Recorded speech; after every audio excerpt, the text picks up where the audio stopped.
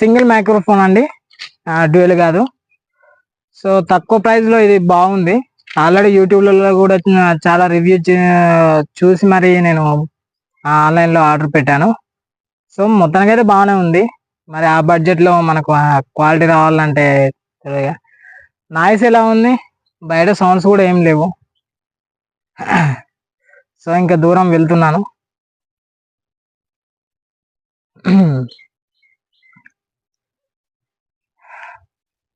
okay friends,